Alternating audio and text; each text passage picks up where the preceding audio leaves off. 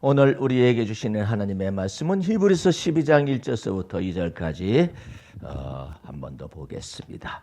이러므로 우리에게 구름같이 둘러싼 허다한 증인들이 있으니 모든 무거운 것과 얽매이기 쉬운 죄를 벗어버리고 인내로써 우리 앞에 당한 경주를 경주하며 믿음의 주여 또 온전케 하시는 이인 예수를 바라보자. 저는 그 앞에 있는 즐거움을 위하여 십자가를 참으사 부끄러움을 개의치 아니하시더니 하나님 보좌 우편에 앉으셨느니라. 아멘. 할렐루야. 오늘 말씀의 제목은 온전케 하시는 주님 예수라는 말씀의 제목을 가지고 이 말씀의 제목의 네 번째 시간 하나님의 은혜를 나누도록 하겠습니다. 오늘 말씀 본문 말씀은 여러분들이 누차례 지금 거의 6, 7차례에 걸쳐서 말씀을 듣고 있습니다마는 여러분들이 본문 말씀 속에서 오늘 여러분이 어떻게 이 본문 말씀을 대하여 읽을 수 있을까, 아니면 들을 수 있을까, 아니면 마음에 받을 수 있을까, 그 내용을 설정한 것을 통하여서 하나님의 은혜를 나누려 하는데요. 한 번 더 오늘 본문 말씀을 읽습니다. 이러므로 우리에게 구름같이 둘러싼 헛다한 증인들이 있으니 그 증인들은 어떻게 삶을 살았느냐, 모든 무거운 것과 얽매이기 쉬운지를 벗어버리는 경건 연습을 했다. 이게 굉장히 중요한 마스터키예요. 구름같이 둘러싼 허다한 믿음의 증인들의 반열에 들어가기 위해서는 반드시 무거운 것과 얽매이기 쉬운 줄을 벗어버리는 이와 같은 작업을 통하여서 하나님은 인내의 열매를 줄 것이며 또한 우리 앞에 당한 경주를 능히 경주하게 하시는 분이시다. 그러므로 그 얽매이기 쉬운 것과 무거운 죄를 벗어버리는 것을 통하여서 어떻게 그러면 그것이 가능하냐? 우리의 그 믿음의 주요 또 온전케 하시는 이인 예수를 바라보자 그랬어요. 성경 말씀을 사람들은 오해를 합니다. 이 믿음의 주여 온전케 하시는 이 예수를 왜 바라보자라고 써놨을까? 그러면 사람들은 어떻게 이해하고 싶으냐? 내가 마음을 다하고 내가 뜻을 다하고 내가 성품을 다하고 내가 목숨을 다하는 것서 주님을 하나님을 사랑하는 것으로 써놔야 맞는 것이 아니냐. 그렇게 율법의 행위에 속한 사람들이나 도덕주의자들은 이와 같은 말을 하는 거예요. 그러니까 주님께서는 네가 만약에 그렇게 행동을 한다면 네 죄로부터도 사함을 받지도 못하고 네 얽매이기 쉬운 죄와 무거운 짐을 벗지 못하고 그냥 어디서 죽느냐. 출애굽한 이스라엘 백성들이 홍해 바다를 건너고 난 다음에 광야에서 다 죽었어요.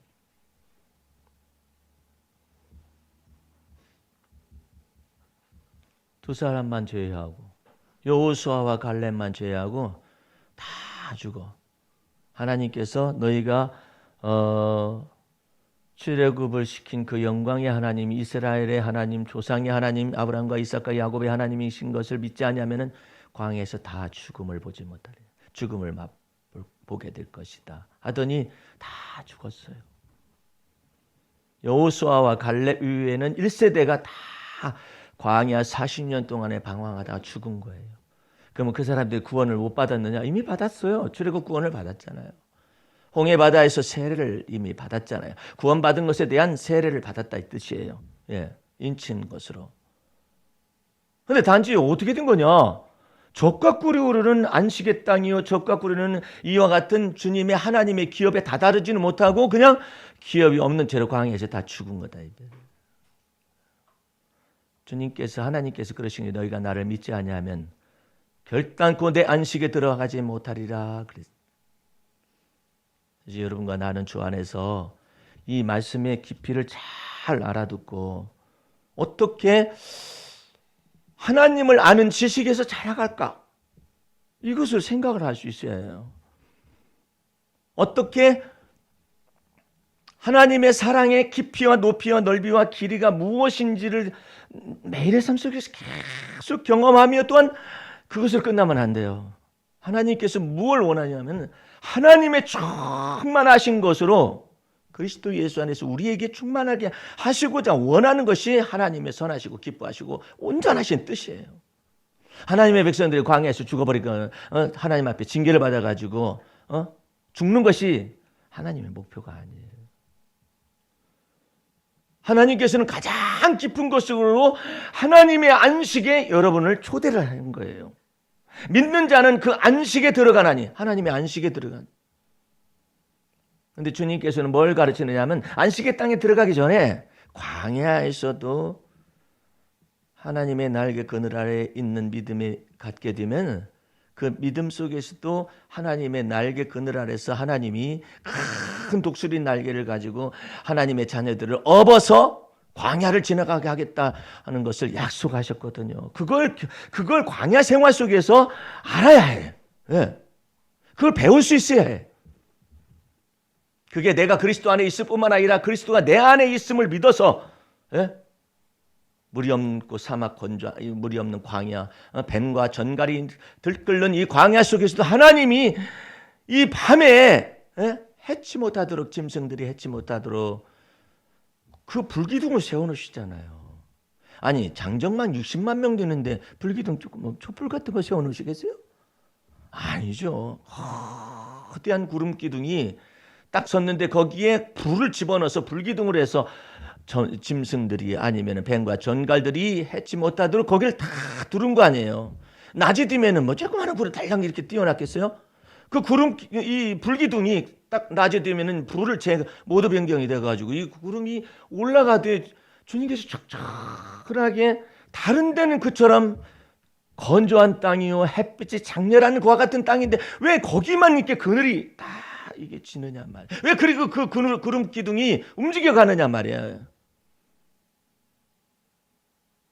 저 구름 기둥이 심술 맞은 하나님이라면은 딱 멈춰놨다. 말 안 들었는 애, 그럼 구름 기둥 가만히 있고 너네들 행진해라 해가지고 골탕 좀 먹어봐라 이놈 자식들.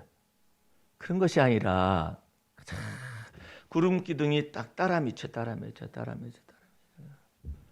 그래서 그와 같은 한량없는 하나님의 은혜의 날개이기 때문에 그것을 주의 우편 그늘이라고 표현하신 거예요. 그것이 여러분의 삶 속에서 평생의 주의 선하심과 인자하심이 나를 정령 따라 미쳐 그걸 믿어야 해요. 하나님이 달면은 삼키시고 쓰면은 뱉으시는 그런 사람과 같은 분이 아니라 하나님이 스스로 자기 이름에 관해서 여러분과 우리 모두에게 너네 나를 그렇게 좀 불러다고. 그게 뭐냐면 하나님은 은혜로우신 하나님, 자비로우신 하나님, 항상 경책지 아니하신 하나님, 노를 항상 품지 아니하신 하나님으로 나를 부르도록 해라. 그렇게 말씀하셨어요. 그게 하나님이 기뻐요. 그럼 어느 때 그렇게 해야만 합니까? 좋을 때뿐만 아니라 네가 힘들고 어려울 때도 하나님은 은혜의 하나님이라고 너는 말을 할 수 있어야 한다. 그래야 내가 그 은혜의 보좌를 여는 것이다. 네가 사망의 음침한 골짜기를 지나간다 할지라도 그 속에서 왜 나를 하필이면 나를 갖다 여기다가 집어넣어가지고 힘들게 하시는지 모르겠다. 이렇게 말하면 너 그러면 그 안에서 죽는다. 그 사망의 음침한 골짜기를 지나간다 할지라도 주께서 나와 함께 계실 때 어떤 주님이시냐? 은혜로우시며 자비로우시며 노하기를 더디하시는 그 하나님이 여전히 저와 더불어 함께 계십니다라고 말할 수 있기를 원한다 이 말이에요. 그거 보고 믿음이라고 하는 거예요. 네가 두려워하는 것이 있느냐? 두려워하는 것 속에서도 하나님은 은혜로우신 분이십니다. 제가 두려움 중에 처해 있지만 은혜로운 분이십니다. 이게 말하기를 원하는 거예요. 오늘 말씀 속에서 또 한 가지 여러분과 내가 생각해야 할 것이 있어요. 시몬이 예수님을 처음 만났을 때 밤이 새도록 그물을 던졌지만 물고기 하나도 잡히지 않는 그 결정적인 특별한 날이 있었잖아요. 그 다음 날 이제 그물을 씻고 있는 시몬 베드로죠. 시몬을 바라보면서 주님께서 물고기를 잡았느냐? 잡지 못했습니다. 깊은 데로 가서 그물을 내리라. 그러면 물고기를 많이 잡을 것이니라. 이와 같은 말을 딱 던졌잖아요. 그러니까 시몬이 무슨 힘에 이끌려서든지 어쨌든 예수님의 말씀을 듣고 배를 몰고 깊은 바다로 갑니다. 그러면서 말을 합니다. 이렇게 말을 합니다. 내가 밤이 맞도록 그물을 던져서 고기를 하나도 잡을 수가 없었지만은 말씀에 의지하여서 그물을 내리나이다 했더니 이제 많이 그물이 찢어지도록 고기가 잡혔었잖아요. 그래서 동업자인 요한과 야고보도 이리 와서 이것 좀 봐라, 이것 좀 봐라. 밤이 맞도록 그물 던졌어도 그 물고기를 하나도 잡지 못했었는데 이처럼 많은 걸 잡았다 하면서 시몬 베드로는 곧바로 예수님 앞으로 나와서 무릎을 꿇잖아요. 그러면서 결정적인 말을 정말 주님의 마음에 아주 깊은 지성소까지 울릴 수 있는 말을 시몬 베드로가 말합니다. 그게 무슨 내용이냐? 주여, 저는 죄인으로소이다. 이게 주님의 가슴 속에 깊숙이 들어올 수 있는 말이에요. 주님이 어떻게 판단했겠어요? 어라?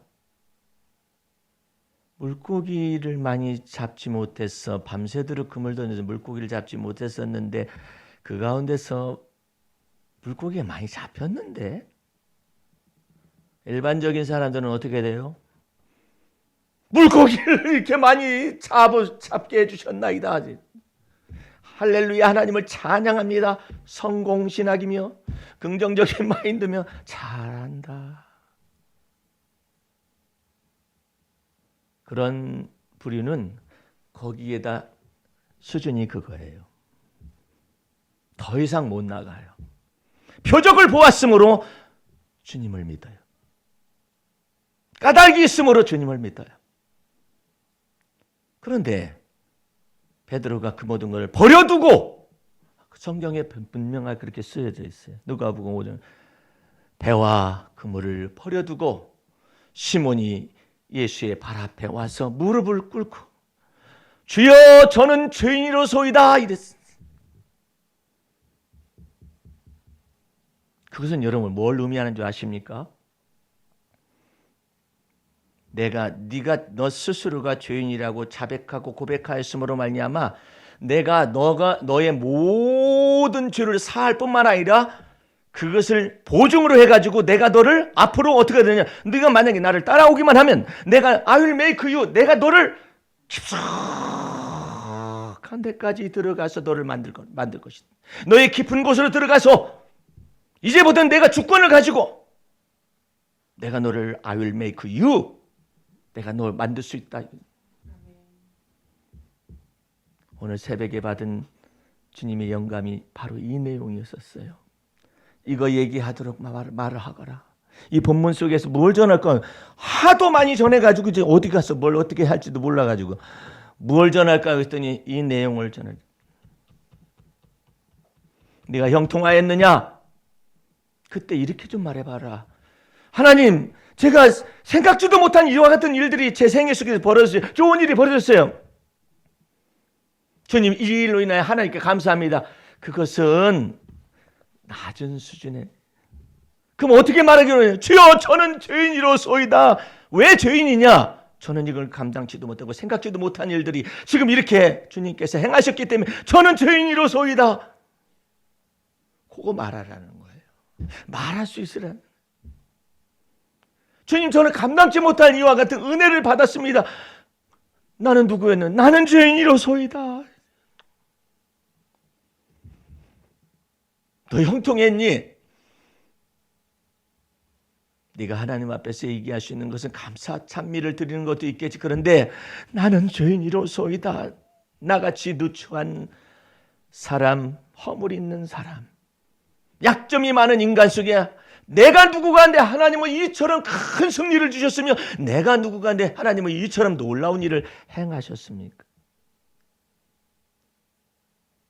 여러분들 참 비참한 일이기도 하고 그러지만은 트럼프 대통령이 선거에서 패배한 이유가 정치학자들이 첫 번째 다 꼽는 것이 뭐냐면 코로나 바이러스 때문에.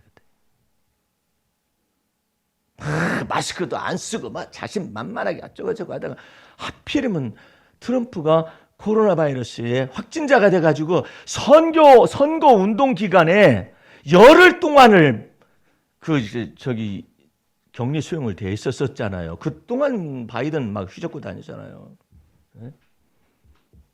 결정적으로 코로나 바이러스가 그냥 딱 왕관을 갖다 집어 던져버리게 만들어요. 예? 그래서 하필이면 그 화이자인지 무엇인지 막 욕을 해댔기 때문에 백신이 거의 다 됐으면은 선거 기간 동안에 말을 하든지 그냥 선거 끝나고 난 다음에 얘기한다고 그냥 뭐라고 어쩌라는 거. 하여튼 성질도 더러워가지고 그냥 심술 부리는 것 좀 보세요. 막 뜨거운 삐뚤어 놓고 닭 모가지를 삐뚤어 놓고 내가 나가야 4년을 기대한다고 이제 4년 후를 기대하겠다라는 것이잖아요. 4년 후를 기약하는 것이 아니라 아까도 말했다시피 면책특권, 대통령의 면책특권이 끝나는 순간에 검찰청에 불려간다니까요. 세금 보탈. 빚이 1조 2천억인가 되는데 파산이에요. 부인은 지금 그만두기만 기다려가지고 이혼 소송으로 들어가려고 하고 있습니다. 그러니까 하나님 앞에서 이 모든 것을 행하라고 주님께서 명령을 내리셨는데 아베도 말을 안 듣더니 창자에 구멍이 나서 피를 토하고 수상직에서 그만두고 충분히 이 극동아시아에서 일본과 더불어서 미국이 같이 동맹 연합을 해가지고 충분히 이 한반도의 그리스도의 평화가 오는 데 있어서 결정적으로 밀어붙이고 같이 해줄 수 있는 그런 것들이 있음에도 불구하고 거기서 아베는 어떻게든지 간에 그냥 이 북미 회담이 아니라 육자 회담을 해서 자기가 끼어들어가지고 말해요. 거기서 한 역할을 해가지고 전에 6.25 때 미국의 원조를 받고 뿐만 아니라 뭐 한국에다가 군수공장을 차렸겠어요? 일본에다 차려가지고 전부 다 한국의 전쟁을 치렀기 때문에 반사이익을 얻어가지고 2차 대전에서 패배한 사람들이 뿔뚝 일어났잖아요. 예? 그러니까 여전히 한반도 속에 기어 들어와가지고 말이에요. 어떻게든지 간에 여기서 딛고서 부와 명예와 이 모든 것을 다 가지고 일제시대의 모든 패권을 다시 한번 살려보려는 그와 같은 야욕을 가지고 있었던 사람 아니에요. 그리스도의 평화하고 일본의 군국주의가 무슨 상관이 있어요? 하나님께 내쳐버리잖아요. 여러분들이 지금 이 메시지 속에서 무엇을 알아들어야 하느냐면은 하나님께서 정말 나의 환난에서 큰 도움이 되어 주셔가지고 좋은 일들을 일으키신 거예요. 이렇게 좋은 일들을 일으키셨을 때 여러분이 또 하나님의 마음 품속으로 더 깊숙이 들어가는 방법이 있어요. 주여 저는 죄인이로소이다. 이사야가 선지자 역할을 감당하는 이사야서 1장서부터 5장까지는 그냥 이 회칠한 무덤이 하면서 막 죄를 갖다가 고발을 하고 하나님 앞에서 너희들 회개하지 않으면 이와 같이 하나님 앞에 징벌을 받을 것이라고 전달하던 그런 사람에게 갑자기 이사야서 6장이에요. 이사야 선지자가 환상을 본 거예요. 그때 환상을 봤었더니 뭐냐면 하나님께서 높은 곳에 좌정하고 계셔서 만국을 다 치리하고 계시는 그 하나님 여호와 하나님을 딱 보여주시는데 그 앞에 스랍은 천사하고 좀 달라요. 이 스랍들이 모셔졌는데 6날개가 있는 거라. 곤충인가? 6날개가 6날개. 그게 왜 6날개인가 그랬더니 2날개를 가지고는 스랍들의 얼굴을 가리는 거예요. 왜? 거룩하신 하나님을 감히 볼 수가 없기 때문에. 예. 2날개를 가지고는 발을 가리는 거예요. 발을 이렇게 가리는 거예요. 감히 만군의 여호와 하나님을 뵐 수가 없다고. 2날개를 가지고는 막 날갯짓을 하면서 만군의 여호와 하나님 거룩하다 만군의 여호와 하나님을 찬미하고는 그런 것 가운데서 이사야가 곧바로 어떤 것이 우와 대단하다 이렇게 해둔 게 아니에요. 화로다 나여 망하게 되었도다. 내가 허물진 사람으로서 거룩하신 만군의 여호와 하나님을 배웠도다. 나는 망하게 될 사람이, 나는 그 죽을 사람입니다. 나는 하나님의 영광 앞에서 그런 사람입니다라고 말하는 순간에 하나님께서 스랍을 명하여 가지고 제단 숯불을 가지고 가서 입을 탁 찢으러 부정한 백성들의 입술 속에서 부정하게 자기가 살았다라는 거 아니에요. 그걸 다 제해주면서 죄를 제하해주고 난 다음에 하나님께서 좌우에 들어서 있는 모든 천군 선사들 앞에서 누가 나의 모략을 이루기 위하여서 누가 갈고 이와 같이 말씀을 하십니다. 그러니까 이사야가 이 혀에 부정한 것이 다 적어두고 난 이사야가 주여 제가 여기 있나이다 그랬더니 나를 보내소서. 그 하는 일이 뭔지 아세요? 보내가지고 하는 일이 뭐냐? 들을 길을 막아, 이 입술을 다 막아버려요. 보는 눈을 막아버려요. 왜? 이스라엘 백성들이 하나님 앞에 범죄했기 때문에 그대로 망하는 거예요. 그 역할이에요. 성경을 자세히 읽어보면 그 역할이라고. 근데 그러려면은 이사야가 성질대로 막 화로다 뭐 망하였도다 뭐 어쩌고 저쩌고 막 이와 같이 해서는 안 돼요.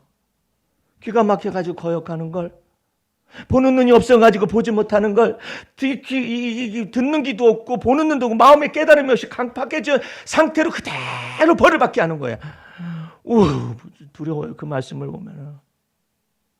세상에 저렇게 강팍하게 지내더니 벌 받더라 우리는 그렇게 생각하잖아요. 근데 그게 아니라 하나님께서 형벌을 면치 못하게 할 사람은 강팍하게 만들어. 그냥 바로 좀 보세요. 바로를 징계할 때 하나님 여호와께서 바로의 마음을 강팍하게 하시매. 뭐 불공평하지 않습니까? 네가 하나님의 백성들을 갖다 내보내야 하는데 안 내보내고 여호와 하나님을 믿지 않았지 않냐. 그러니까 너는 그 강팍한 마음을 너는 죄의 형벌을 받는 것으로 네가 마땅히 받는 거야. 하나님께서는 그게 공평이에요. 그래서 하나님은 강팍하게 할 자를 강팍하게 하고 부드럽게 할 자를 부드럽게 하니까 하나님이 은혜 베푸시는 날에 여러분들은 마음을 부드럽게 하시기 바랍니다. 하나님과 마음을 합해야지 왜 자꾸 강팍해지려고 그래. 그것을 면하는 방법이 뭐냐? 주여 물고기가 많이 잡혔어요. 우리 집사님이 너무나도 재정적으로 부채에 시달리고 막 그러다가 하나님께서 은혜를 베푸셔가지고 막 대출을 그냥 계속 받았어요. 갑절로 받았어요. 하나님의 은혜 크십니다. 그거 이전에 뭐가 와 있냐면 하나님 저는 죄인이에요. 왜 죄인이냐? 저는 이와 같은 큰 은혜를 받을 자격이 없기 때문에 죄인. 그리고 주님을 믿지 못한 것이 죄야. 하나님이 이와 같은 것을 준비하고 있는 줄을 생각지도 못했다 이 말이에요. 그러니까 믿지 못한 게 죄라 이 말이에요. 나는 죄인이로소이다. 하나님 제가 누구간데? 그 내용이 모든 무거운 것과 얽매이기 쉬운 죄를 벗어버린 그 단계 속에서 여러분을 업그레이드를 시키는 거예요. 좋은 일이 발생했습니까? 사람들은 하나님이 이 일에 형통하게 하시고 하나님이 이 일에 형통하게 다 성공신하게 그냥 거기까지밖에 안 되는 거예요. 그런데 시몬은 놀랍게도 주여 저는 죄인이로소이다 이렇게 말하니까 네가 죄인이라고 시인을 했기 때문에 내가 너를 핏값을 주고 전체를 값을 주고 사서 이제 내가 내 마음대로 너를 만들 수 있는 거 아니냐. 그런데 이미 끝난 거잖아요. 계산이 끝난 거잖아요. 예수님하고 베드로의 인생이 자체가 계산이 끝난 거야. 주여 그랬을 뿐만 아니라 나는 죄인이로소이다 하니까 계산이 다 끝난 거야. 넌 네 것이 아니야 이제부터는. 주님께서 자유롭게 만들 수 있어야 해. 그런데 뭐라 하네? 주여 그러니 마옵소서. 얼씨구 너 그때 끝났어. 내가 그리스도와 함께 십자가에 못 박혀 죽었나니 그때 끝났어요. 여러분과 나는. 근데 안 죽으려고 그래. 자꾸. 시몬 베드로는 그 속에서 하나님의 마음이 예수님의 마음에 깊은 대로 자기 자신을 헌신한 거예요. 베드로가 부자들이 예수님께서 말씀하시기를 부자들이 천국에 들어가는 것이 낙타가 바늘구멍으로 들어가는 것보다 어려우니라 이랬어요. 그랬더니 베드로가 뭐라고 하냐면 우리가 모든 것을 다 버리고 주를 쫓았나이다 그랬어. 말 잘했다 너. 다 버렸다겠지. 그래, 그물도 버렸지. 어? 그다음에 배도 버렸지. 네 모든 소유를 다 버리고 쫓아왔지. 근데 너를 안 버렸네. 어? 너가 큰 문제다. 내가 너를 이제 만들기 위해서 나는 죄인이로 소이다라고 말했었던 그 가운데로 언제나 다시 되돌아갑니다. Back to the basic. 거기로 다시 들어가. 너 죄인이라고 했었잖아. 예. 내가 그리스도와 함께 십자가 못 박혀 죽어야 할 이유가 뭐죠?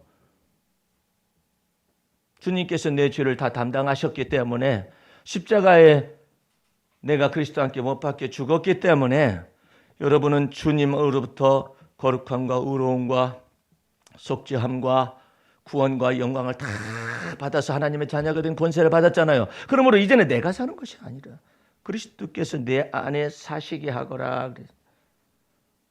근데 네가 아직도 버티잖아. 어?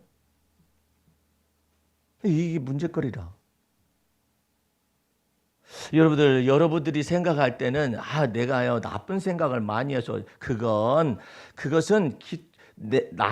그리스도께서 나와 더불어 사시는 것 가운데서 그냥 그 가운데서 기초적인 거예요. 근데 그거 뭐가 문제냐? 나의 옳다는 옳은 거예요. 내 생각에는 그렇다. 그걸 보고 여러분들 자의적인 생각과 자의적인 판단과 자의적인 숭배라는 말을 모세의 영성 속에서 부지런히 배우고 있잖아요. 주님이 십자가에 죽으셨다 부활하실 걸 말했는데 베드로가 나서가지고 주여 그리 마옵소서. 왜 그런 말이 나왔겠어요? 이 일에 결단코 주님께 미치면 안 되죠. 왜 그런 말이 나왔겠어요? 내 생각에는 그렇다 이거 아니에요. 근데 그것이 뭐가 그렇게 잘못이에요? 에? 안 죽으시면 되지 뭐. 그냥 죽으시면 되지. 내 말하고 상관없이 죽으시면 되지. 그런 거냐. 네가 하나님의 일을 사람의 생각으로 하고 있다 이 말이야. 그것 자체가 주님 보시기에 모든 얽매이기 식목과 무거운 죄악의 어떤 핵심을 가지고 있는 거예요. 하나님 보시기에 미운 거예요. 예? 다윗은 어떻게 했는데 하나님과 마음을 합했어요. 자기를 부인해야 하나님과 마음을 합할 거 아니에요. 오늘 우리 교회의 지체 속에서 우리 박 권사님의 아들에게서 하나님께서 놀라운 축복을 허락하시죠. 그 축복이 뭐냐면은 세상에 로또 청약이라고 말하는 과천에 저 아들이 청약을 넣었어요. 넣었는데 딱 당첨이 됐어요. 그것만 해도 얼마나 놀라운 일이에요. 10억이라는데 저것만 해도. 로또 청약이라고 그러는 것이 딱 됐단 말이에요. 그 소식을 내게 전해왔을 때 주님께서 뭐라고 내 마음속에서 성령의 조명을 쫙 비춰줬느냐면 거기에 있는 아주 좋은 자리에 된 것만 얘기할 뿐만 아니라 곧바로 내가 이전 날에 너한테 그 가정한테 말하는 저 아들의 가정이 결혼한 가정이 애가 없었어요. 애가 없었었다고. 애를 안 가지려고 그래. 관심이 없어. 그래가지고 애가 2살에 결혼한 신혼부부가 젊은 사람인데 애가 없게 두고 강아지를 그냥 키우고 있는 거죠. 그런데 놀랍게도 강아지는 주민등록이 안 올라갑니다. 아무리 색대 새끼 어쩌고 저쩌고 아무리 해도 사람이 아니에요. 문이다. 근데 하나님께서는 자식을 주고 싶은 거예요. 자녀를 주고 싶은 거야. 근데 무관심해. 그런데 그중에 며느리 많은 나름대로 너네 왜 자녀를 어쩌고 저쩌고 그러면 저는 어떻게 가지러 가는데 어쩌고 저쩌고 이런 사정들이 있다 보니인데 하나님께서 나를 통해서 말씀하시기를 뭐라고 하냐면 자녀를 주님께서 주시기 원하시고 또 아무리 그렇게 전달해도 씨알이 안 믿기니까 그 아들이 결단을 내려야 하는가 봐요. 근데 이 아이를 갖기를 결단을 내려야 한다 이 뜻이에요. 근데 하나님께서 어느 날 내게 뭐라고 하셨냐면은 우리 박 권사님 남편이 아주 중증 장애를 가지고 있잖아요. 근데 마음속에 소원이 뭐냐면은 아이들을 내가 손주나 손녀나 이렇게 볼 수 있다며 하는 것이 가슴속에 있는 거예요. 그래서 그 마음을 전달해 가지고 이렇다라고 전달을 하니까 그중에서 며느리가 반응을 보였어요. 며느리가 반응을 보이고 하나님의 축복에 대해서 얘기하니까 알아듣는지 못 알아듣는지 모르지만 어쨌든 며느리는 저는 아이를 갖고 싶어요. 이게 한 거예요. 그래서 그러면은 과학적인 걸 동원해서 의학적인 걸 동원해서라도 아이를 가져라. 그래가지고 동의를 해가지고 아이를 갖게 돼서 둘을 쌍둥이를 낳았잖아요. 예? 낳고 난 다음에 이제 발표가 났잖아요. 이제 과천 지식정보타운에 저거 청약하라고. 낳자마자 그냥 10억 로또 청약이다 해가지고 난리가 났는데 많이 분양도 안 해요. 그냥 몇백 가구 이렇게 하는데 특별 공급 있고 1순위 공급, 2순위 공급 막 이렇게 있잖아요. 야, 하나님께서 자식은 태해 주시는 하나님의 기업이요 상급이라고 말씀하시더니 그 두 아이가 딱 들어와서 벌써 내 사람이 됐어 한 가구에. 2년 이상 과천에 거주했어. 생애 최초 특별 공급이야. 와, 거기에 딱 맞아 들어가가지고 당첨이 딱 발표가 왔다는데 주님은 곧바로 자녀를 가져라 하는 이유가 무엇인가? 예? 본인들이 생각을 했겠어요. 예? 모르지. 네. 근데 하나님은 멀리 보시는 거예요. 뭐 한 1000년을 멀리 보는 것은 아니고 그럴 필요는 없고 지금 이 사건 속에서는 그냥 미리 보시는 거예요. 아이를 갖도록 해라. 아이를 갖도록. 뱃속에 있으면 해당이 안 돼. 예? 참 놀라운 일이죠. 예? 하나님의 행하신 일 크잖아요. 그럴 때 여러분과 내 속에 그와 같은 개인적인 일이 발생했다고 생각되었을 때는 어떻게 말하시기를 원하시냐면 주여 저는 죄인이로소이다. 이렇게. 주님 저는 이 크고 비밀한 일을 이루어질 수 있다라고 생각을 못합니다. 그래서 저는 죄인이로소이다. 예? 이것은 주님 앞에서의 약속이에요. 주님이 그걸 기뻐하시는 거예요. 다윗의 권하에서 하나님께서 막 거대한 사망의 음침한 골짜기를 다 지나가게 해가지고 이제 목동으로서 부르심을 받았던 그런 사람이 이스라엘 주권자가 되어져가지고 다윗의 왕국에 관해서 하나님께서 비밀을 나단 선지자를 통해서 다 얘기했었을 때 다윗이 들어가서 주저앉아가지고 하나님 나는 누구이며 내가 내 가문이 누구이길래 저를 이처럼 생각하시나이까 하면서 말을 해요. 여러분의 삶 속에서 나도 하나님 앞에 배웠어요.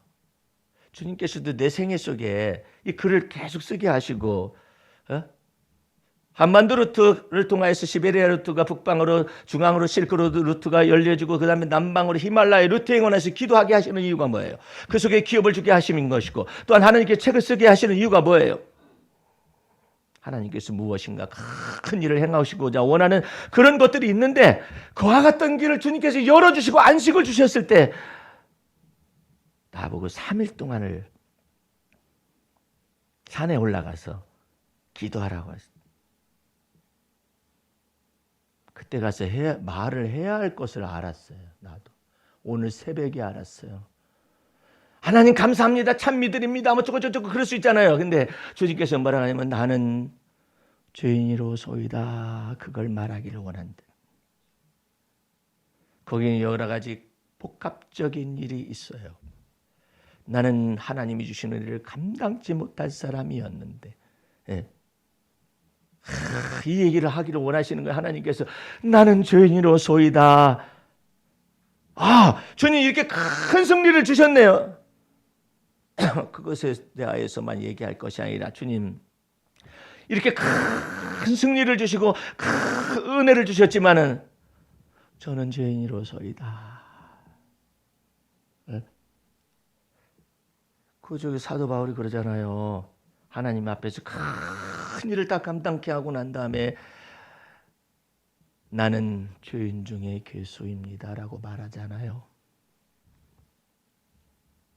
나는 주의 은혜와 진리를 감당하지 못하였으나, 무엇 때문에 나는 죄인 중에 괴수임을 말하고요. 그래야 하나님께서 더 깊은 곳으로 네 안으로 들어가서 너는 나로 더불었고 나는 너로 더불어 먹는다, 이게 되는 거예요. 만약에 나는 죄인 중에 괴수임, 큰 성공을 거두고 큰 승리를 거두었을 때 나는 죄인 중에 괴수입니다라는 것이 안 되잖아요. 그러면 이 자고하는 마음이 막 나요. 네? 그리고요, 아주 잔치상에다 자기 젓가락을 놓기 시작을 해요. 그래도 내가 나름대로 이만큼 기도했으니까 된 거야. 얼씨구 웃긴다. 하늘에 계신 자가 웃는 거예요. 그래도 나름대로 내가 이와 같은 대가를 지불했기 때문에 그런 거야. 내가 그래도 어쩌고저쩌고. 이거 하나님의 큰 잔치상에다가 지 숟가락을 놓는 거예요. 나도 하나 이거 딱 놓고 내가 그래도 기도 많이 했기 때문에 이런 거야. 나의 낮은 것은 하나님의 은혜가 아니라 그 나름대로 내가 기도 많이 했기 때문에 그런 거야. 이 숟가락을 한번 놓고 싶은 거예요. 이 인간이 이렇게 간교한 거예요. 그러니까 주님께서는 그와 같은 큰 하나님의 승리를 네게 안겨주었을 때는 나는 죄인이로소이다 하거라. 네가 받을 자격이 있었느냐? 나는 죄인이로소이다. 하나님, 나는 감당지 못할 그런 사람이었는데 하나님께서 이처럼 은혜 위에 은혜를 더하여 주셨습니다. 여러분들, 나는 이와 같은 메시지를 이거 곧바로 이렇게 전하지는 않았었지만 계속해서 이런 메시지를 증거해 왔는데, 이 메시지가 사방으로 울려 펴질 때 많은 사람들이 만약에 이와 같은 주님의 은혜의 길로 만약에 접어들어서 나는 죄인이로소이다라는 것을 고백할 수가 있다면 하나님은 우리를 만드시기에 참 손쉬울 거예요. 근데 왜 이렇게 까다로운 것이 많아? 주여 그리 마옵소서. 하질 않는 거, 이 사탄아 내 뒤로 물러가라. 네가 하나님의 일을 생각하지 않냐고 사람의 일로 이것을 갖다 생각하느냐 하면서 배웠어요. 그 다음에 예수님께서 변화산상에 올라가셨을 때 엘리야와 모세가 나타나서 예수님이 어떻게 십자가에 죽으실 걸 이야기하고 있는데 베드로가 또 나서요. 시몬 베드로가 나서요. 주여 우리가 여기 있는 것이 좋사오니. 아니 왜 네가 여기 있는 것을 좋사오니를 네가 자의적으로 말을 해. 하나님의 아들은 십자가에 죽을 것에 관하여서 모세가 나타나서 말하고 선지자의 말씀을 대표가 되는 엘리야가 나타나서 모세와 엘리야, 즉 율법과 선지자에서 증거하시는 그 예수님이 어디에서 완성이 되냐면 십자가에 죽으시고 부활하시는 것을 통하여서 완성이 되는 것을 의논하고 있잖아요. 근데 여기가 좋사온이라는 걸 왜 네가 자의적으로 말을 해? 아직 멀었구나 너. 예수님께서 성경이 이런 것 같이 너희가 내가 고난을 당할 때 너희가 다 나를 버리리라 하였느니라. 다른 제자들은 저게 무슨 뜻인가를 몰라서 대답을 못해요. 근데 베드로는 속에서 막 나와요. 주여 다른 제자들은 다 버릴지라도 나는 주를 버리지 아니할 것입니다 라고 말하죠. 이게 막 나와요. 지금 왜 나오는 줄 아세요? 베드로 너 밑바닥이 옛사람에 속한 밑바닥이 무엇인가를 너 스스로가 알아야 한다. 너한테 그런 것이 있느니라 그러면은 뭐 없는데요? 저는 주님 배신하지 않아요. 그래. 너 속을 뒤집어 보면 네 속에서 뭐가 나오는지 알겠지? 그래가지고 그냥 그 배신의 밑바닥까지 확 뒤집어 엎어주니까 베드로가 예수님을 부인하자마자 닭이 3번 울고 난 다음에 예수님과 눈길이 마주쳤다라는 내용이 성경에 나와 있어요. 예수께서 돌아보시니라. 그 눈길에 마주쳐가지고 베드로가 바깥에 나가서 통곡하며 울지 않아요. 뭐라고 하면서 울었겠어요? 나는 죄인입니다. 나는 죄인입니다. 나는 죄인입니다라고 울었겠죠. 나는 죄인입니다. 이 부정한 일을, 이 부정한 아이고 주여. 어떻게 했으면 좋겠어 이거. 내가 다 아는 줄 알았지. 내가 왜 나를 모르겠어? 내가 예수님 부인하지 않고 내가 다 아는 줄 알았지. 근데 내 속에 이런 것들이 있을 줄이야. 내 속에 이런 것들이 다 부정해. 다 부정해. 다 부정해. 입술로부터 혓바닥으로부터 막 이빨로부터 막 목구멍까지 다 부정해. 온몸 전체가 다 부정해. 더러워. 더러워.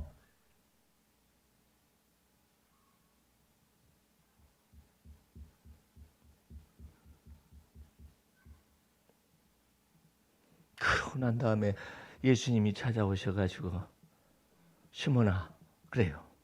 베드로라는 이름을 붙이지 않습니다. 내가 너 옛사람과 더불어 얘기하고자 원한다. 바요나 시몬아, 그래. 여러분들 시몬 베드로야 이렇게 베드로야 이렇게 말하지 않아요. 바요나 시몬 이렇게 말을 해요. 바요나가 뭐냐면은 요나가 베드로의 아버지 이름이야. 바라는 것은 이 무슨 뜻이냐? 아들이란 뜻이에요. 원어상으로. 그러니까 요나의 아들 시모나라는 뜻이라고 그게. 근데 거기에 정확하게 예수님이 베드로야란 말을 섞질 않아요. 바요나 시모나 그래. 네가 날 사랑하느냐? 사랑이 가능해? 아니옵시다 주님. 내가 주님을 사랑하는 것은 이제 바요나 시몬이 알 수 있는 게 아니에요. 주님이 아시죠. 또 물어. 바요나 시몬아, 그 아비의 그 아들 대답해라. 거기서 베드로는 시몬 베드로는 너의 본토 너의 친척 네 아비 집을 떠나가는 그 순간에 같이 십자가에 못을 박아버리는 거예요. 바요나 시몬아, 네가 주는 그리스도시요 살아계신 하나님의 아들이라고 말할 수 있었을 것 같아. 바요나 시몬아, 세 번째 네가 날 사랑하느냐 하니까 시몬 베드로 속에 주님의 계시의 영이 임해서 완전 무결한 답변을 하게 합니다. 주여 모든 것을 아시오매. 인류 최초의 죄악이 선악을 알게 하는 나무 실과를 먹지 말으라. 먹으면 정령 죽으리라 했는데 마귀의 꾀임을 받아가지고 선악간의 판단을 지가 하겠다라는 죄악이 인류의 원죄예요. 원죄. 모든 것을 지가 아는 줄 알아. 그러니까 베드로의 그와 같은 사건을 통해서 주님이 이 십자가의 마지막 목숨을 갖다 다루고자 원하는 거예요. 너 날 사랑하느냐? 내가 다른 제자들보다 주님 저 사랑하죠. 내가 주님과 더불어서 감옥에 가기도 결심했고요. 죽는 데까지 따라가기로 결심했어요. 네가 다 알아? 네가 다 알기 때문에 그렇게 말하는 거 아니야. 근데 지금도 그러냐? 바요나 시몬아 대답해봐라. 모든 것을 주여 아십니다. 주여 모든 것을 아십니다. 주여 나는 이건 뼛속 깊은 죄악이 이 근본이 여기에 있습니다. 네가 다 아냐? 태초의 죄악이 태초의 죄악. 사랑하느냐는 두 번째예요. 모든 것을 지가 다 아는 줄 알아. 지가 다 아는 줄 알아. 이것을 완전히 깨트려 부셔야만이, 십자가의 못을 박아야만이 주님의 지혜와 계시의 정신이 임하는 거예요. 너희가 나를 떠나서는 아무것도 스스로 행할 수 없느니라. 근데 네가 모든 것을 다 알기 때문에 그러는 거 아니야. 다 알아. 너무나 많이 알아. 너무 많이 알아. 이 대가리를 갖다가 이거 어떻게 하면 좋아? 십자가의 못을 박아버려. 네가 모든 것을 다 알기 때문에 주님과 맞대립을 하고 있잖아요. 모두가 다 나를 버린다. 성경에 기록하였느니라. 다른 제자 다 버려도 저는 안 버립니다. 다 하네.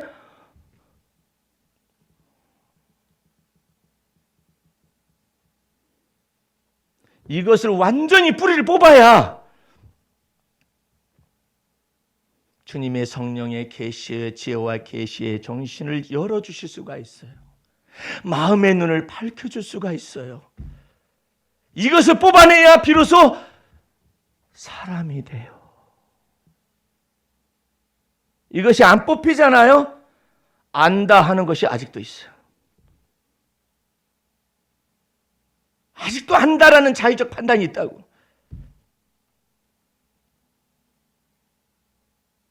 이것이 완전히 십자가에 죽는 단계가 되어야 비로소 주님을 사랑하는 것이 나타나요.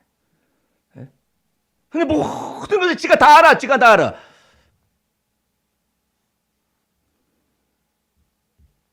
시몬 베드로가 그 다음부터는 어떻게 쓰임을 받느냐? 주의 성령의 권능이 임합니다. 성령의 말하게 하심을 따라 말을 하여. 할렐루야. 성령의 말하게 하심을 따라 말하여. 저 불황무식한 사람이 어떻게 저와 같은 지식에 속한 말이나 지혜에 속한 말이 나올 수가 있느냐? 깜짝깜짝 놀라잖아. 어떻게 저런 말이 나올 수가 있을까? 불황무식한데. 어떤 말씀이 지금 성립되는 것입니까? 내가 너를 사람을 낚는 어부가 되어지게 하리라는 그와 같은 말씀이 드디어 임재하기 시작을 하는 거예요.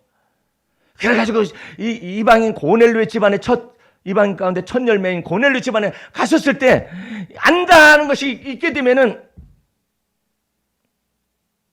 너네하고 나하고는 근본적으로 다른 종족이야. 이렇게 말할 수 있는 인간이에요, 시몬 베드로가.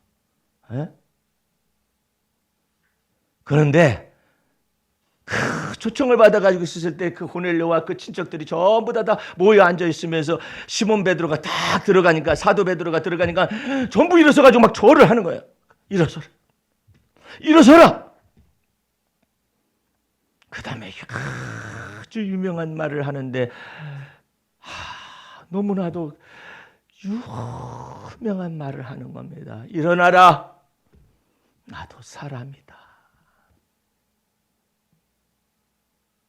선을 알게 한 나무의 실과를 먹어가지고 마귀의 게임을 받아가지고 하나님과 같이 되려 쓰는 인간의 원죄가 일어나라, 나도 사람이다라는 것 속에서 벗겨져 나가는 그 순간에, 그 결정적인 순간이에요.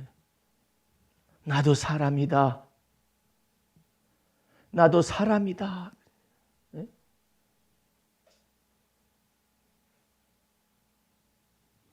사도 바울은 나도 사람이다의 수준이 아니야. 나는 죄인 중에 괴수입니다. 그럴 만해. 나는 죄인 중에 괴수입니다. 괴수. 여러분, 하나님의 은혜가 여러분 안에 머물게 하려면, 그리고 지속시키고 은혜의 강물이 여러분 안에서 솟아나기를 원한다면은, 하나님께서 좋은 일을 나타내셨을 때도 하나님, 저는 죄인인데, 감당치 못할 사람인데 하나님께서 이처럼 행하여 주셨습니다. 내가 무엇입니까? 내가 누구간데 이와 같은 일을 제 안에, 제 집안 안에 행하시는 것입니까? 나의 나된 것은 하나님의 은혜요, 내가 다른 사도보다 더 많이 수고한 것도 나와 함께 하신 하나님의 은혜입니다라는 것이 깊숙이 들어와야 하는데, 이게 속으로부터 깨트려 부서지지 않잖아요. 그러면 입만 해요. 나의 나된 것은 하나님의 은혜요. 입만 해요. 입만. 하나님이 입만 가지고 이렇게 나불나불 거리는 그거다고 속으로부터 정말 깨트려 부서져가지고 하나님, 저는 죄인입니다 라고 말하는 것이 구분이 안 되겠느냐 말이에요. 경건의 연습으로 자꾸 들어가시되, 어떤 연습을 하느냐면 하나님을 알아가는 지식에서 자라가거라 그래요. 또 하나님의 사랑 안에서 자라가거라 그래요. 주님의 놀라운 은혜가, 그런데 어떻게 해서 그게 가능합니까? 우리의 믿음의 주여, 우리를 온전케 하시는 예수를 바라보는 것을 그때마다 바라보는 거예요. 시련이 닥쳤을 때, 주님, 저는 이렇게 시련을 미련해서 당하였지만 하나님은 여전히 제게는 은혜로우신 하나님이십니다. 나의 믿음의 주님이십니다. 나를 온전케 하시는 주님이십니다. 이렇게 또 이렇게 바라보는 거예요. 믿음으로, 마음으로 바라보는 거예요. 주님을 바라보는 거예요. 곧바로 일 닥쳤으니까 금식기도 한다고 어떠고 아이고 모양 내기 하지 말고 그거 연습을 날마다 하는 거예요. 날마다. 날마다 이때 내가 주님을 바라봅니다. 주님, 제가 불안하고 두렵습니다. 이때 내가 주님을 바라봅니다. 제가 너무나도 힘들고 어렵고 아픕니다. 이때 내가 주님을 바라봅니다. 어떻게 바라봐요? 여호와 하나님은 나의 구원이시오 나의 영광이시오 나의 소망이시며 나의 큰 힘과 나의 반석이 되어 주십니다. 그때 얘기하란 말이에요. 그때마다 얘기해서 믿음의 말씀으로 내 입에 채우고 내 마음에 채워야만이 내 두려워하는 것이 나를 점령하지 않을 거 아니에요. 이에 마지막으로 시편 62편을 펼쳐서 말씀을 매듭을 짓도록 하십시다. 62편을 펼쳐보시기 바랍니다.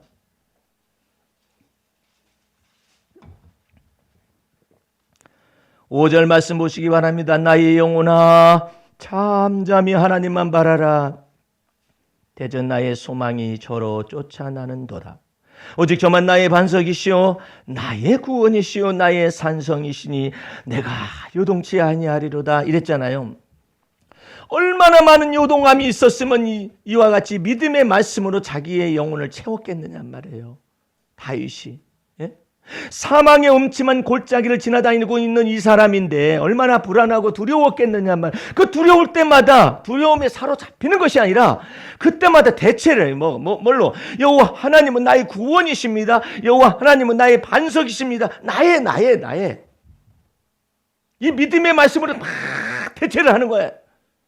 어떤 때마다 불안해질 때마다 두려울 때마다 힘들고 고통스럽고 사망의 위험에 지경에서 죽을 것 같은 느낌이 들 때마다 원수마귀가 다윗에게 찾아와가지고 뭐라고 했냐면 너는 일찍 죽을 것이다. 넌 죽고서 살아남지 못할 것이다. 그런 말들을 속삭였던 장면이 시편에 나와 있어요. 근데 그와 같은 것이 나타날 때마다 나의 영혼아 그런 말에 유혹을 받는다든지 아니면 그런 말에 낙심되거나 좌절하지 말고 여호와 하나님은 나의 영혼아 여호와 하나님은 나의 반석이라고 너 믿어라. 이렇게 지금 자기 영혼을 독려해가지고 말을 하는 거잖아요. 나의 영혼아 잠잠히 하나님만 바라보아라. 믿음의 주여 온전케 하신 예수 바라보아라. 똑같은 얘기잖아요. 대저 나의 소망이 저로 쫓아나는 것이고 오직 저만 나의 반석이시오 나의 구원이시니 나의 산성이시니 내가 그래서 요동하지 아니하리로다. 결과적으로 써놨잖아요. 그런데 이 말은 무슨 말이냐면은 이 결과적으로 쓰여진 것을 역추적을 해서 이와 같은 상황 속에 놓였을 때 요동하지 않는 방법이 뭐냐? 내가 인내하려고 해서 되는 게 꾹 참으면 안 돼요. 네? 꾹 참아서 되는 것이 아니라니까. 내가 이와 같은 두려운 날에는 여호와 하나님을 의지하려니 어떻게 의지하느냐? 여호와 하나님은 나의 반석이라고 말을 하려니까. 왜? 지금 원수가 속삭이니까. 너 곧 죽을 거다 너. 너의 미래는 없어. 장래는 없어. 이런 것들은 막 심잖아요. 심는 대신에 이와 같은 가라지가 심겨지는 대신에 이제는 이와 같은 내 영혼아 너 그런 가라지 되고 너 마음을 주지 말고 나의 영혼아 여호와 하나님은 나의 반석이라고 말하라. 자기 영혼을 보고 그러라는 거라니까요. 그러니까 결론적으로 여기에서 볼 때는 없어요. 결과적으로 요동하지 않게 되었더라라는 것만 나와 있는데 7절 말씀을 보시기 바랍니다. 나의 구원과 영광이 하나님께 있으며 내 힘의 반석과 피난처도 하나님께 있도다 그랬잖아요. 그러면서 8절이 나와 있어요. 백성들아 시시로 저를 의지하되 그 앞에 마음을 토하여서 의지하라 이 말이에요. 그 앞에 마음을 하나님 앞에 이 심정을 토하는 것을 계속 연습을 해야 해요. 근데 너무나 도덕적인 사람은 자기의 속 마음을 감추는 데 아주 빨라요. 자기가 견뎌요. 자기가 인내해요. 자기가 이것이 숙명이라니 운명이라니 생각하는 사람도 있어요. 하나님은 그렇게 인간을 지으지 않으셨다라는 거예요. 아니 예수님께서 오셨을 때 세상의 사람들 피를 불면 춤을 춰야지. 애고를 하면 울어야 할 텐데 왜 울지도 않고 춤추지도 않고 그렇게 다 굳었냐 이 말이에요. 그 굳어버리지 않는 방법이 뭐냐면은 이 속 마음을 주 앞에서 털어놓는데 이 털어놓는 이 토설하는 방법을 모르는 거라. 속 시원하게 얘기하는데 주님 저 마음 아파요. 딱 끝이야. 이게 버릇이 어디서 나왔냐? 아버지한테서 아빠 나 말이에요. 어쩌고 저쩌고 그만해야. 그런 일은 다 겪는 거예요. 근본적으로 커뮤니케이션이 안 된 상태에서 자랐어요. 그러니까 자기 속마음을 말을 해도 되는지 안 되는지를 몰라요. 근데 하나님 앞이잖아. 예? 아니 여기다 대놓고 마리아님 하라면 해요. 마리아님 하잖아요. 마리아상을 가지고 하잖아요. 아 그럼 하더라니까. 근데 보이지 않는 하나님에 대해서 얘기하려면 못해요. 이게 너무나 감정을 감추는데 익숙해져 있는 거예요, 이게. 그래가지고 이것이 속마음이 털어내지가 않는 거예요. 이거 욕이 막 나쁜 놈 이래도 딱 정화해요. 주님 그런 나쁜 놈이 있어요. 주님께서 보실 때는 네가 나한테 감정 정리하고 얘기하려고 그러니? 감정 정리하지를 말고 네 속에서 분노가 어느 정도로 막 미치고 있는지 그걸 얘기하란 말이다. 이게 토설을 딱 말이니 실컷 때려주고 싶어요. 때려주고 싶은 것까지야 아니면 발 밟아주고 싶은 것까지야. 발 밟아주는 것은 좀 생략하고요. 그렇게 말하지 말지. 싸대기를 막 분이 풀릴 때까지 막 때리라는 명령을 법원으로 받든지 그래가지고 막 때리든지 막 이렇게 하고 싶어요. 그걸 다 얘기하라니까. 그거 왜 얘기해야 합니까? 잔상이 남아요. 여기 잔상이 남는 데니까 욕하고 싶은 내용을 딱 욕을 뺐어요. 이 쥐롱 같은이라고 하는 욕을 하고 싶은 생각이 있었는데 그냥 나쁜 욕이 떠오르더라고요. 이렇게 하잖아요. 그러면 그 죽일 놈이 생각이 난다니까요. 그러니까 하나님 앞에서 하는 건 이 죽일 놈 같은이라고 말을 하나님 안 보이시니까 더 좋잖아. 말하기가 거꾸로 뒤집어서 생각하면 그 죽일 놈을 말을 안 해요. 죽일 놈을. 저 혓바닥 좀 보세요. 혓바닥을 확 빼가지고 그냥 그런 생각이 들어갔다면 그런 생각이 어쩐 생각에서 안 좋은 생각이 있거든요. 도덕화하고 교훈화하고 그 다음에 이걸 전부 다 생략하고 난 다음에 안 좋은 생각들이 제게 나타나거든요. 그래? 그러면 혓바닥은 어떡할래? 그 잔상이 남는 데니까 그 잔상이 남아가지고 또 그걸 재생산해. 쳐 죽일 놈 같으니라고 그런 생각이 났다. 그러면 제게 나쁜 생각이 막 나오거든요. 아시죠, 주님? 아시죠라고 말하면 안 되는데 이 건방진 것이 어디서 그냥 말을 하면 그냥 진실하고 솔직하게 얘기할 것이지. 주님, 안 좋은 생각 그것 말고 저 죽일 놈 그것 말고 완벽하게 얘기해라. 저 죽일 놈 그거 말입니까? 맞아. 거기까지 얘기하란 말이야. 네가 욕을 할 수 있는 실력이 저 죽일 놈까지는 있잖아. 그거까지 얘기. 주님, 저는 이와 같은 생각까지, 이와 같은 욕설까지 담을 정도로 저 나쁜 놈을 갖다가 그냥 막 팔로 밟아버리고 싶고 그냥 막 그렇다라고 막 죽여주고 싶고 막 그냥 그런 생각이 막 나서 너의 죄인됨을 완전하게 하거라. 주님이 그래요. 왜 남겨두니? 머리가 때 남겨둬? 남겨두는 거야? 남겨둬가지고 어디다 양념해서 먹으려고? 그걸 다 속마음을 털어놓으라고 백성들이여 시시로 저를 의지하고 그 앞에서 마음을 토하라. 그러니까 속마음을 다 이걸 못하는 거예요. 이걸 가르친 적이 없어요. 예? 이걸 다 이 다윗은 한 거예요. 자기 속에서 저 사울랑 저놈 언제 죽을려나 그런 생각이 들어가거든요. 주님 막 하면서 막 이걸 다 얘기를 한 거예요. 다 얘기해서 속시원히 다 얘기하고 두뇌 속에 남는 것이 없을 정도 다 하나님 앞에서 토설을 하고 욕지거리도 막 나오는 것도 막 저주하고 싶은 생각도 나오는 것도 어떻게 되겠다는 이런 생각들이 머릿속에 있는 것이 다 토설을 했더니 저먹고 흠없는 보배로운 피가 그 토설한 것에 뿌려져서 내 머릿속을 시원하게 아무것도 남는 것이 없게 되니까 다윗은 진리의 말씀대로 가는 거예요. 선악간의 판단은 하나님이 하시는군요. 이게 나오는 거예요. 내가 모든 것을 다 안다 이게 아니라 선악간의 판단은 하나님이 하십니다. 여러분들 이 깊숙한 토설의 진리 속으로 깊숙이 들어가는 걸 연습을 해야 죄사함을 받은 것이지 죄인이 아니라는 게 아니에요. 여러분의 허물을 덮은 거예요. 주의 피로써 덮었지 허물이 없는 게 아니에요. 덮은 것을 갖다 은혜라 하는 거예요. 근데 그 은혜 속에서 그리스도께서 우리 안에 들어오셔가지고 이제 죄의 몸을 다루시겠다라는 거예요. 네? 연약한 걸 다루시겠다는 거예요. 다루셔가지고 여러분을 온전케 해주고 싶은 거예요.